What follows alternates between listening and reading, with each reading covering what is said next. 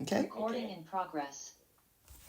We are recording, so Tom and Linda, go for it. Yeah, Linda, why don't we start? I guess it's a very broad question, but the importance of newspapers. I mean, in our lifetimes, what has their importance been? I think we have witnessed a time when they were a critical part of local democracy to a time when they're almost completely irrelevant. We've seen that shift in the last 25 years, maybe even the last 10 years. But it's hard to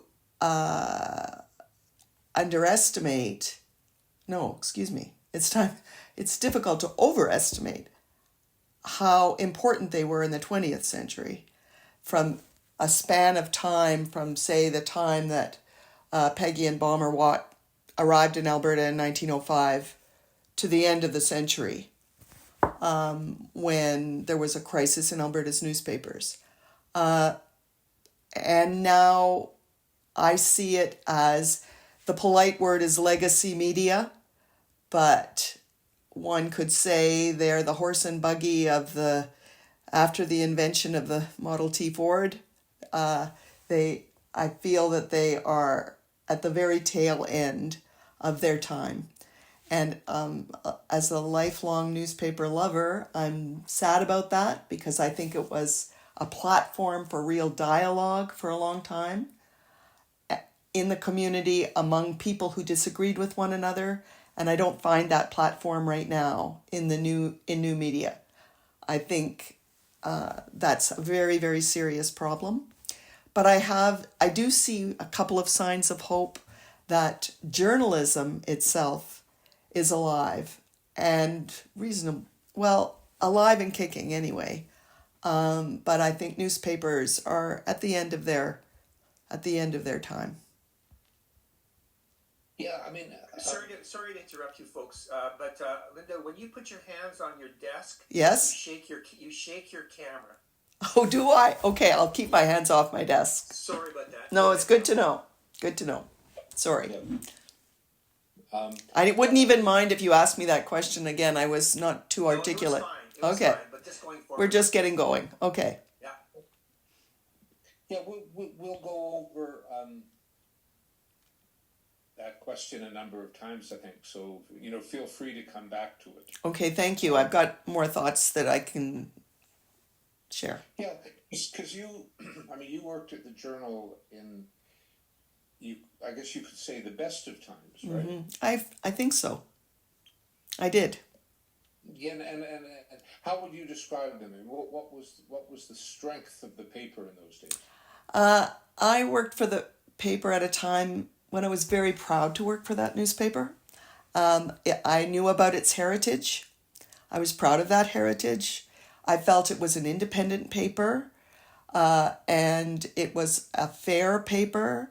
It had a large newsroom with training young reporters through the steps to more senior positions. It had beats that covered everywhere from the Arctic to all over the Western Canada. Beat reporting that was something where reporters were expected to understand public policy and to really understand the subjects that they were focusing on. It had a big budget. It had a huge budget. And I was able, for example, to decide the stories I wanted to cover. I covered a lot of stories in northern Alberta, and there was enough money to get on a plane and go up to Chip Lake or something, to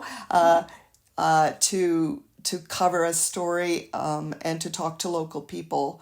And also newspaper reporters were encouraged to get out of the newsroom and talk to people and have wide contacts.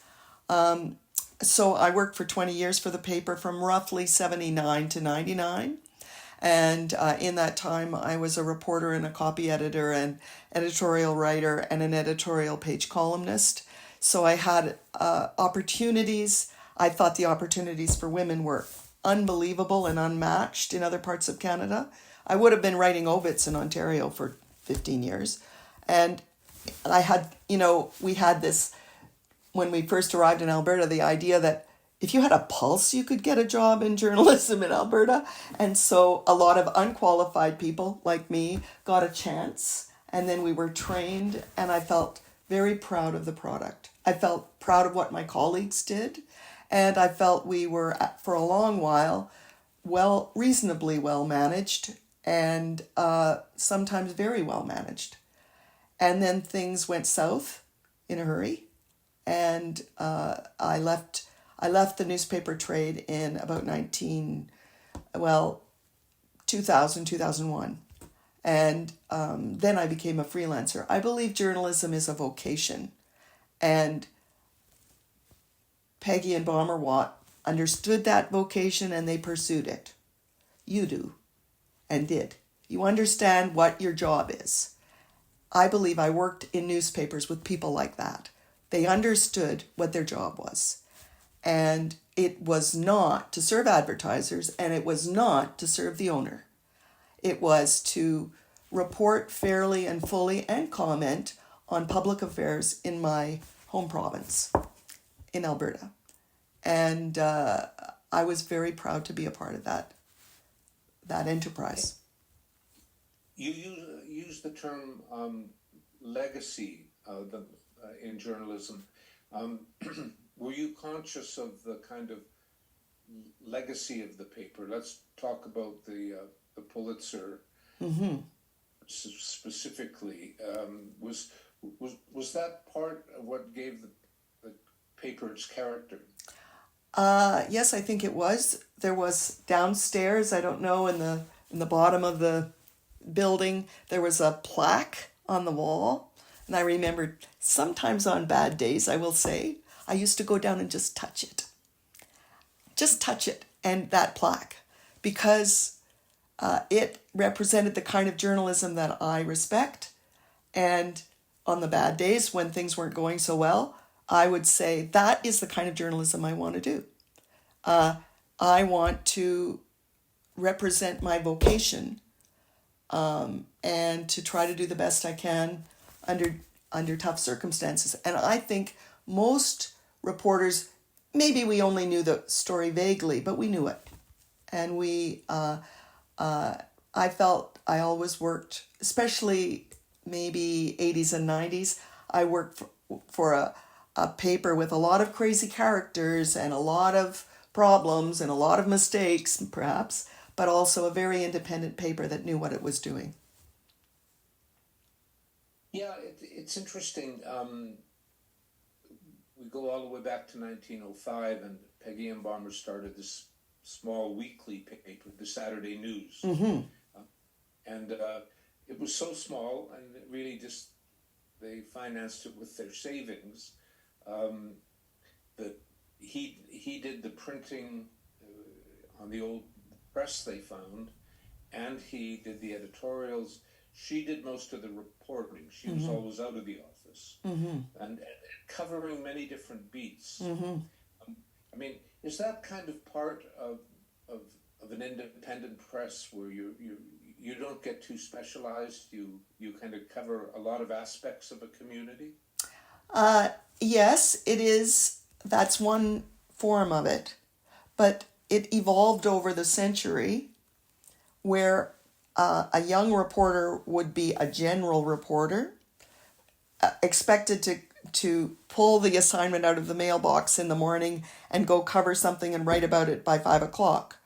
But as you became a more senior writer within a newsroom, anywhere in Alberta, not just at the Journal, and anywhere in Canada, as you became a more senior reporter toward the end of the century, you were expected to specialize so that you really knew what you were writing about. So we had labor reporters, health reporters, education reporters, post-secondary education reporters. I wrote exclusively for about 4 years on Indigenous land claims, land issues, Indigenous rights in Alberta. and was that an eye-opener for me? But I was expected to know legislation, have contacts in every community, travel, visit, and write, and cover whatever conflicts that were going on with the government. I think that I support that beat system because I think it's really hard to go in cold when you're a generalist and you don't have the background to something. But the system was to train these people, to train, and you only got a little bit at the beginning, and everybody had to do courts and cops and all kinds of crazy general assignments that were humiliating, very, very light, bright, and trite at the beginning. But then they trained you to do more serious journalism later on. And the good ones were very, very good. And I don't want to get too nostalgic, though, because I really also care a lot about what's going on in journalism right now. And so I don't want to be one of these oldies who say, oh, back in the old days it was so great. I would say that young journalists are better trained, better educated, ready to go, really ready to go. And what they lack is a platform and a place of dialogue where people who disagree with one another can meet. And that's what a newspaper was. We need a new form within digital media that does that. I feel like we're in a kind of anarchic time right now where we don't know how things will settle. The old system of newspapers is collapsing and or just about completely collapsed, and the new system isn't ready to take its place. And so we have a very confusing, difficult time, and it's allowing misinformation and manipulation of digital media to be so serious. And I don't know if I'm making sense. I'm trying not to be nostalgic. I loved my job. I really loved my job. Yeah. No, I think nostalgia has its place. You just mentioned that term misinformation. What are the dangers of misinformation in the age we live in now? Well, they're huge. Extremists and demagogues and dictators and even polite little Canadian governments have always demonized journalists and used them as scapegoats when they needed to in public speeches. Aberhart did it long ago in the 30s, and Trump does it. And in the issue of manipulation, even elected Democratic Canadian governments at the provincial, local, and the federal level, the national level, will communicate with journalists in very limited, more and more limited ways, usually by email or text, and they don't allow secondary questions very often, and they try to shape the message, and they're very, very good at it, and they have professionals working with them to do that, to shape and manipulate messages. And the journalists are really finding fewer and fewer places to work and to do the work of holding power to account. And so that is something we have to fix. And I have some ideas about how that could be, and I think lots of people have some good ideas about how that could be. But we're in a very strange period at the moment. And of course, we also know that the huge social media platforms have become sort of kidnapped by these every Dr. Wackadoodle who wants to convince people not to be vaccinated, for example, has a gigantic audience, and influencers have gigantic audiences. So it is very hard to compete in such a global cacophony of voices on the net to say, here in your local city, maybe you should really care about what's going on, about transphobic legislation in Alberta or whatever. So I really want to focus on the fact that I think we have a lot of work to do. We have the journalists ready to work, but we have a lot of work to do to find local platforms for quality reporting. And I believe that that can be done. Yeah, no, I share that with you, and a number of people we've interviewed in the film share that as well. I wanted to ask also about when Peggy came out in 1905. One of the great attractions of the West for her was that she could, as a woman, be a journalist. Yes, and I felt the same way. And to be honest, I identify more with Peggy than with Balmer. Even though he had a very important role later on, she was one of the first members of a National Association of Women Journalists. And in fact, there were quite a few working in the West. And that also sort of coincides with the fact that women found it much easier to find meaningful work in the West than they did in the East. And that was also true in journalism with famous journalists. She was one of them, Cora Hind in Winnipeg, many others. And they organized, they knew one another, they helped one another, they encouraged one another. I don't think it's a coincidence that Alberta women and Manitoba women got the vote first in the whole country, well ahead of Ontario, for example, because there was this atmosphere of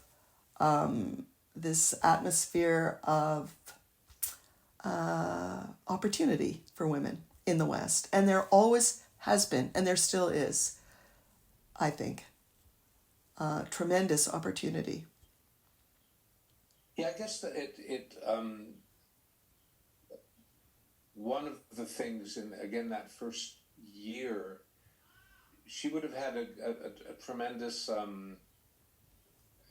how can one say, you mentioned that word opportunity, that opportunity to follow a great range of stories. Mm-hmm. I mean, it must have been different day to day, week to week.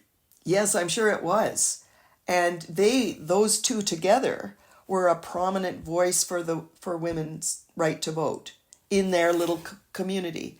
And it's hard to believe this dusty little frontier town in northwestern Canada had quite a vibrant scene, a very partisan media in those days with a conservative paper and a liberal paper, many little publications that struggled. I believe that they went bankrupt, didn't they, with their first publication? So it was a healthy environment in a way, in that publications would start up and would compete with one another, and they weren't owned by U.S. hedge funds as they are today. They were owned locally.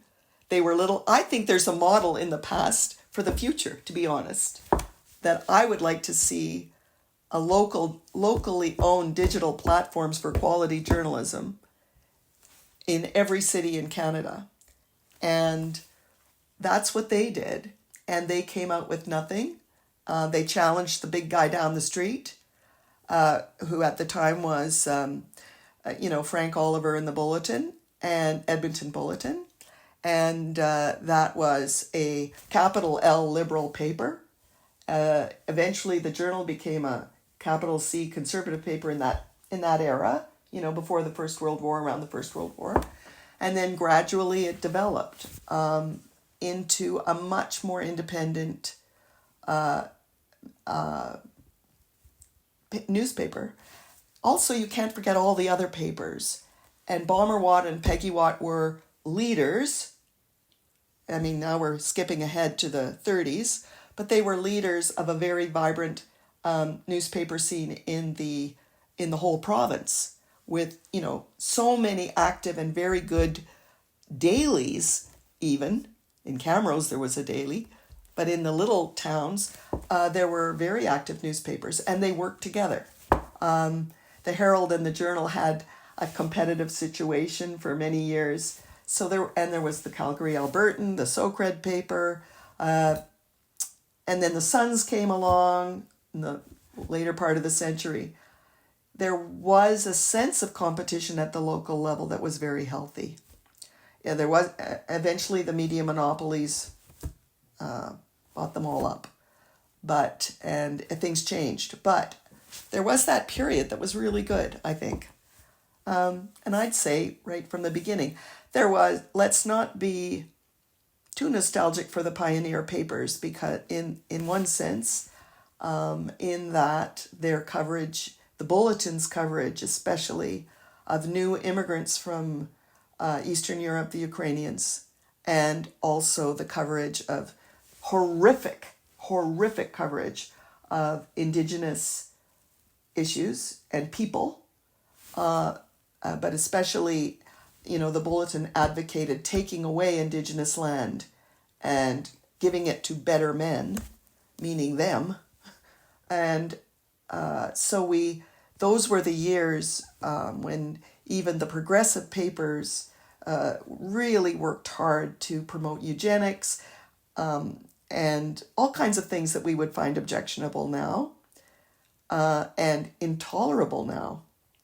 So, but I do think at the time they were spirited and they challenged authority, and that is what newspapers are supposed to do, and that is what journalists are supposed to do.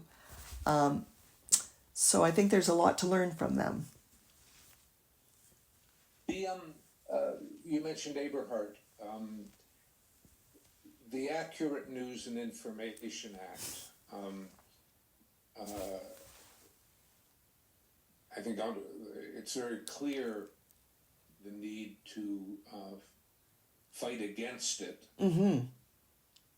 And yet at the same time, you read his letters and from the era. He felt the big papers. He called them the bankers' papers. Yeah. That they had been taken over by chains, which were essentially run from Bay Street. Mm-hmm. It's a very interesting fight in a way. I think he said on his Bible hour, it's a fascinating fight. He said on his Bible hour once that the newspapers, he was very, very relieved that there would be no newspapers in heaven.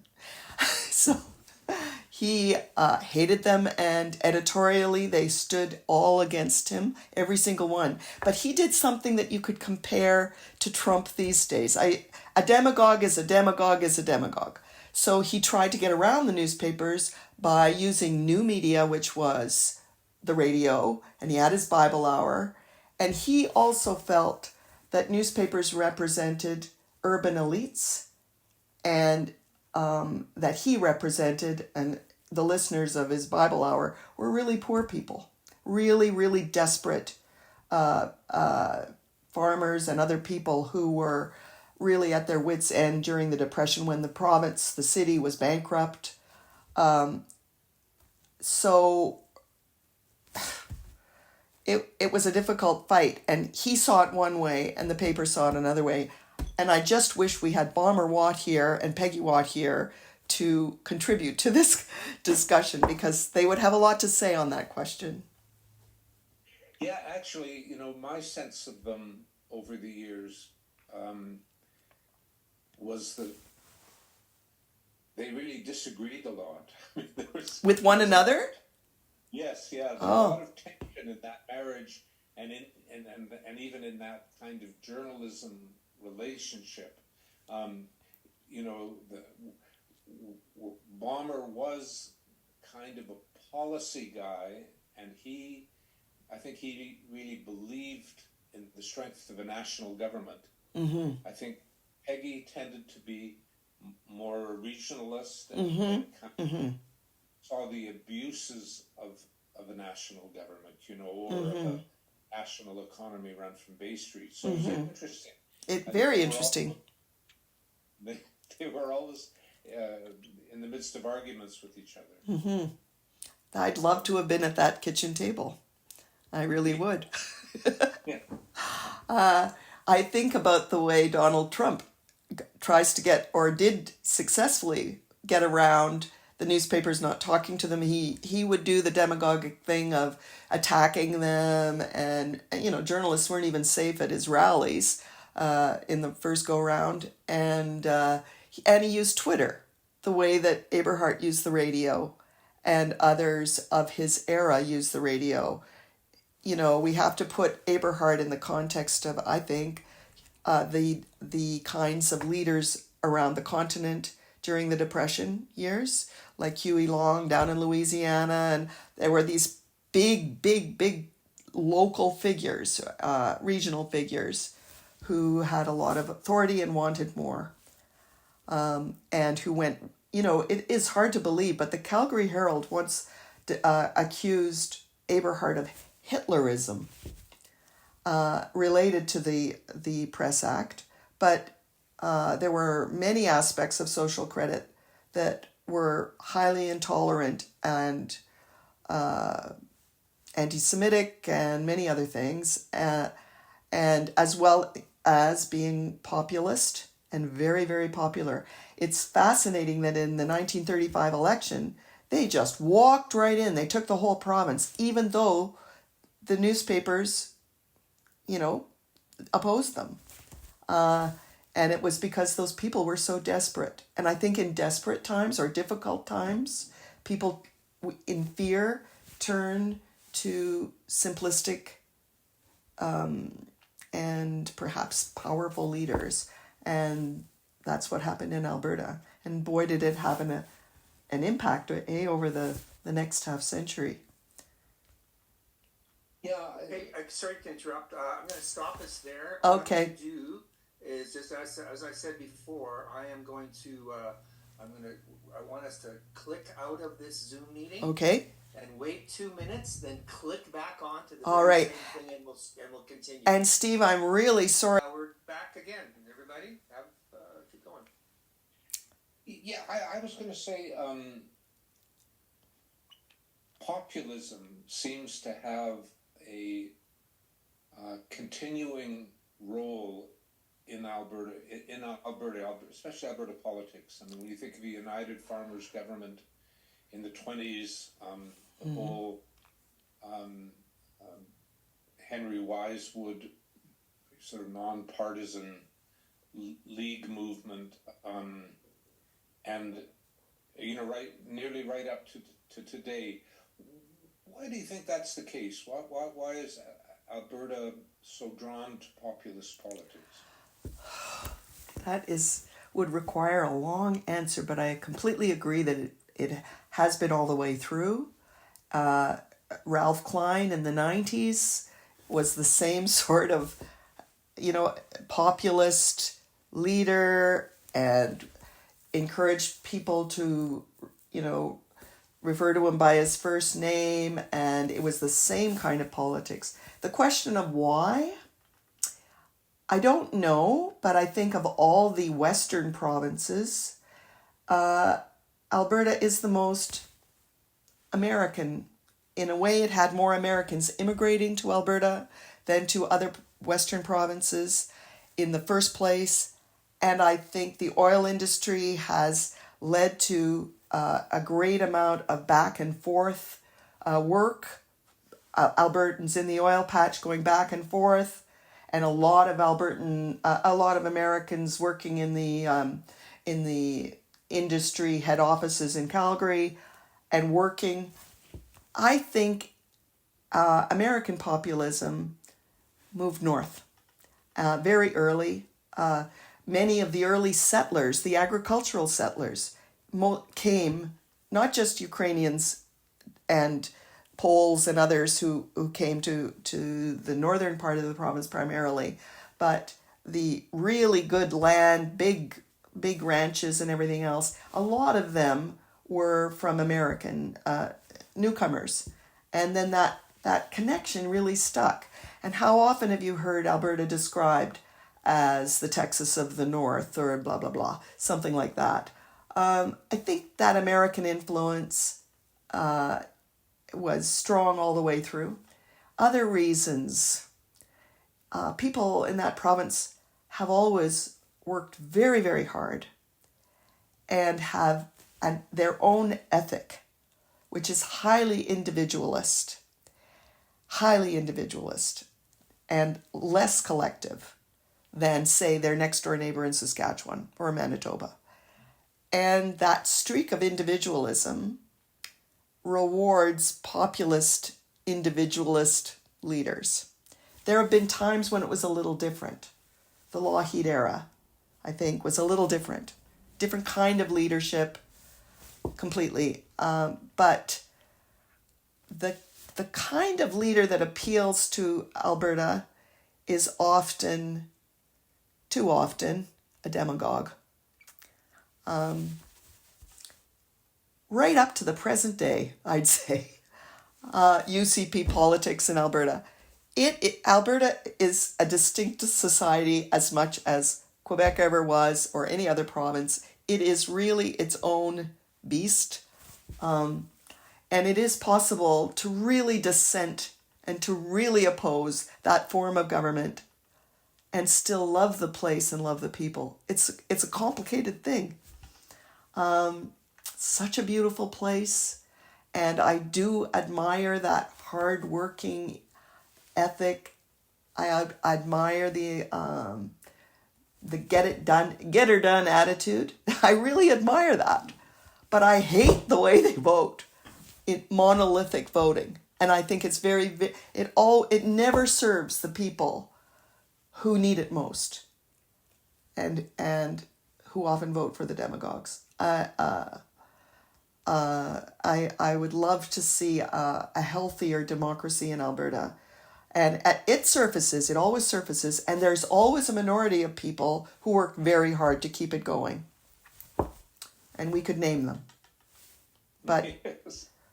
but anyway, and I think journalism as a fourth estate, the function of journalism to be kind of a part of society that questions authority and that tries to consistently inform people about what's happening in government.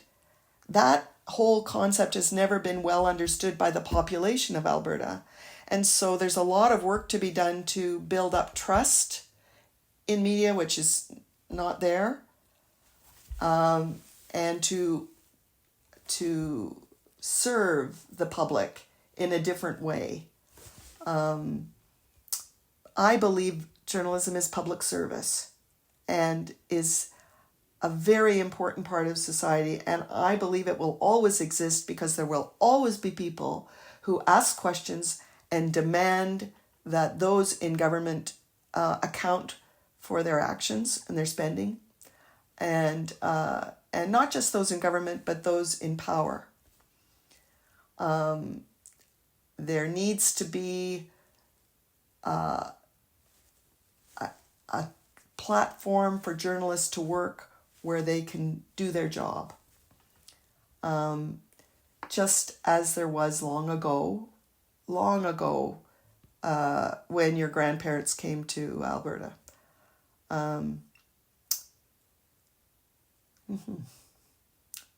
Feel strongly about it.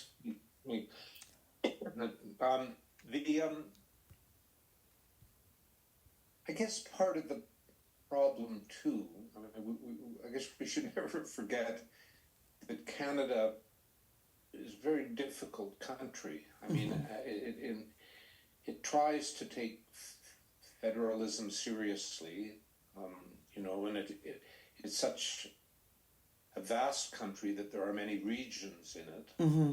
So there's probably always going to be these tensions between regional consciousness and a national consciousness. Absolutely. And that might be our saving grace in a way.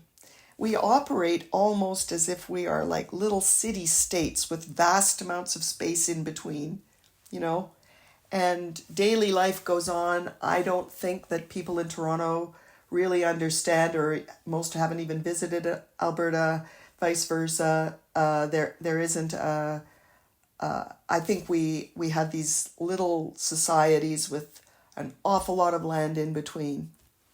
And I think that we should work harder at understanding one another. But I think if we let each other, I think there are times when we can work together, and we have, obviously, during world wars and other times.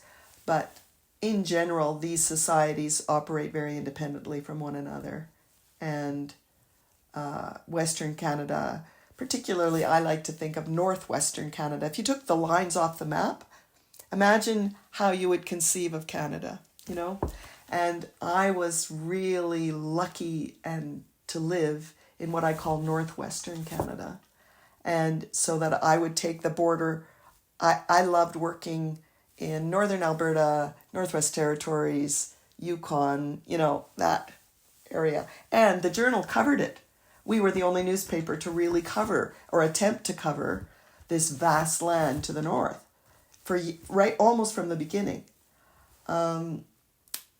So it's a very particular place.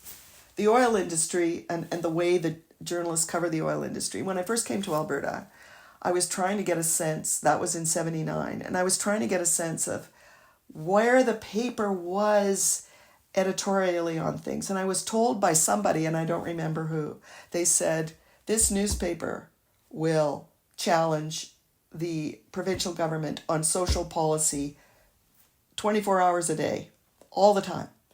It will not challenge the provincial government on two questions. It will not challenge them on energy policy, and it will not challenge them on intergovernmental relations, like relations with Ottawa. It won't. It'll always take the provincial side, and it did that through successive governments.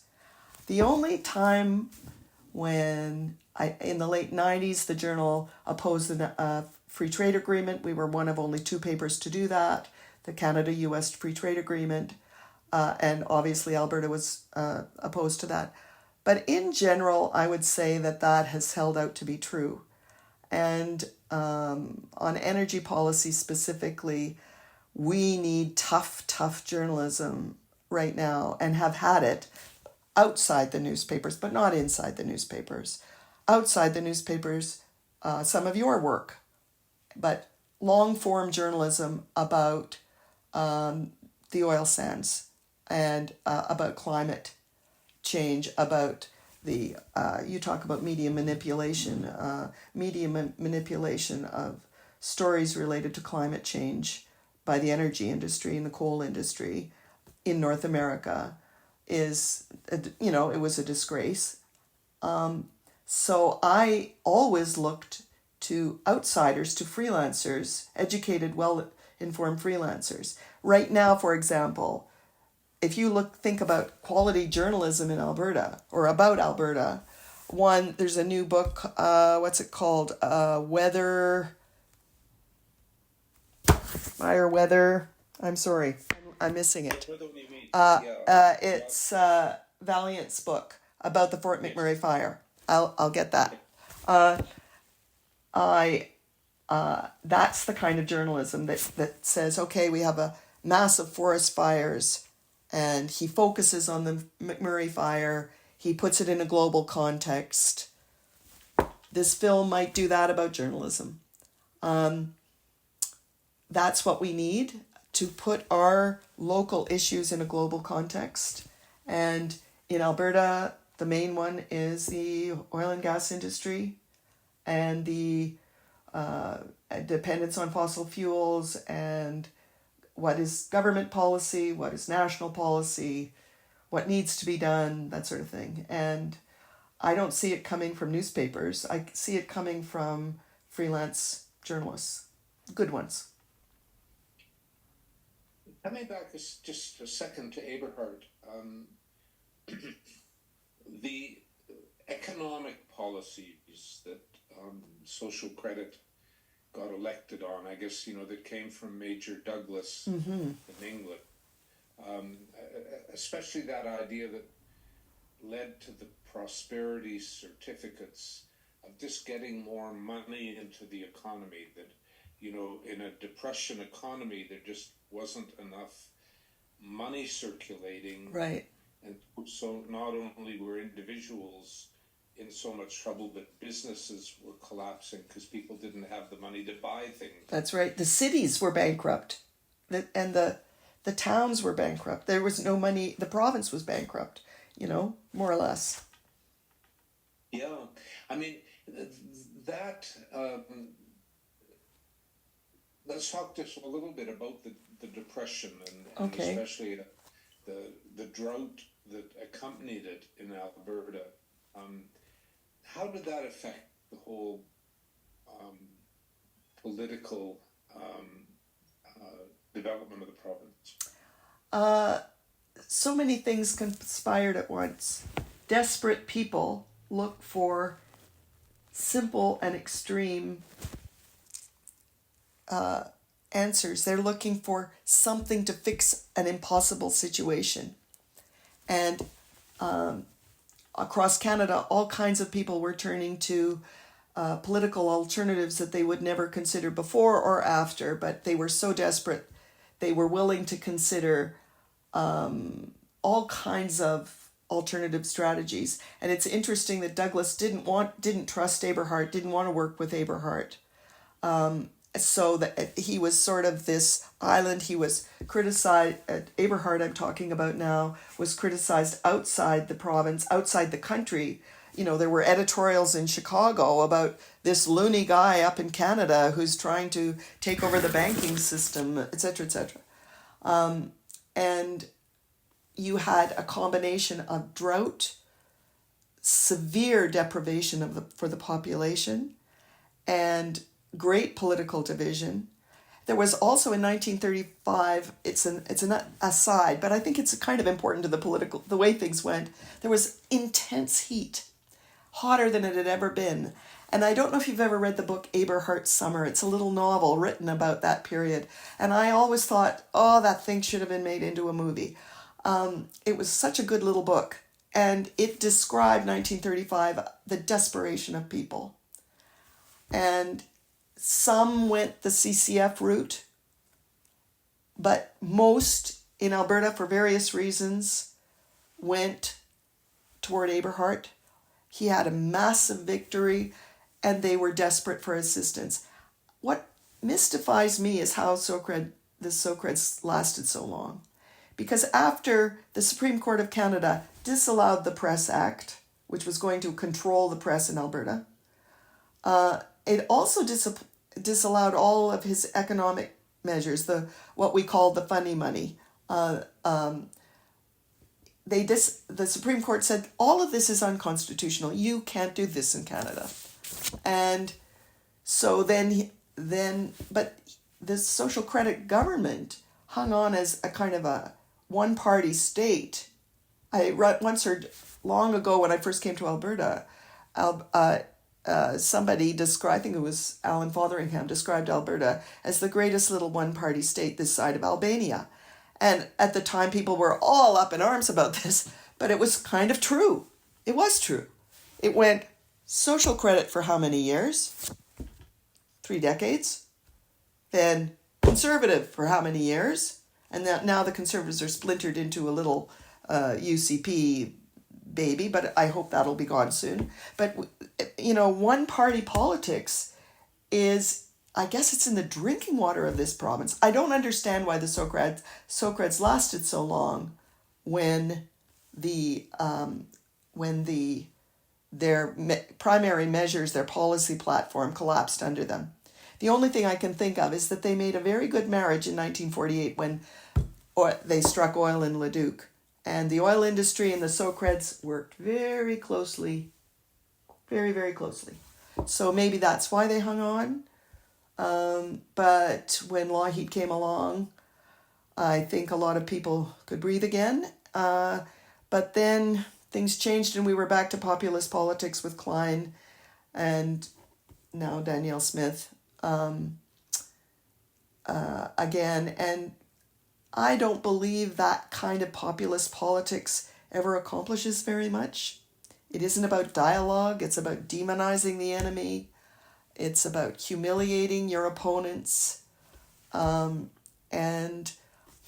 I vastly prefer a system where people who disagree can talk to one another and even perhaps work together on public policy. And when I first came to Alberta, there was one opposition member in the legislature. One. There were 4 Socreds left over, and the rest were Conservatives. But the Socreds would stand up and they'd say, I'd like to congratulate the Minister of Agriculture for blah, blah, blah. They were all in Lougheed's pocket. So really, there was only Grant Notley, the father of the former Premier Rachel Notley.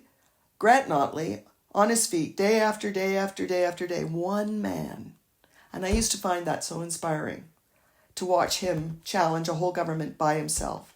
And it's not the only time that that's happened. We're far away from journalism now. But Well, that's okay. it's an aspect of Alberta that we're talking about, right? That's right. Well, I was just, while we're still on the Depression, I mean, the other component that enters the situation at that point is religion. I mean, Yes. the fact those radio broadcasts you first mentioned came from the Calgary Prophetic Bible Institute every Sunday, where Aberhart would speak to the province from the Bible Institute. You add religion to populism. Yeah. You start moving towards fascism, I guess some people would say. Well, this person would say that. This person would definitely say that. I agree with you. And it goes back to what I was saying about the American influence in Alberta right from the beginning. And I think evangelical Christianity, or what you would call highly Orthodox Christianity, came with it. There was a Bible belt. And of course, desperate people turn to religion also when they're very fearful.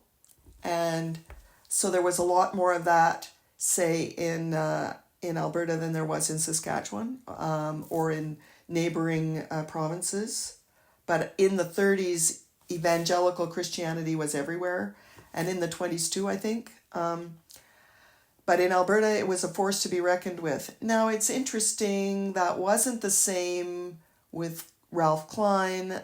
But if you look south of the border, the way the mystifying connection between Donald Trump and evangelical Christianity, I don't understand that twosome, but they do seem to do the two-step together, and that happened in Alberta too in that period. Imagine a premier quoting Bible verses to justify public policy. That wouldn't happen these days, but it did then. Super. Well, gosh, I think we've covered everything.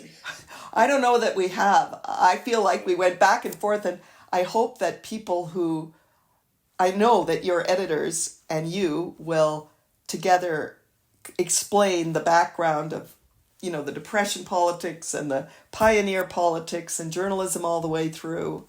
And I know that this was, it's a preliminary talk.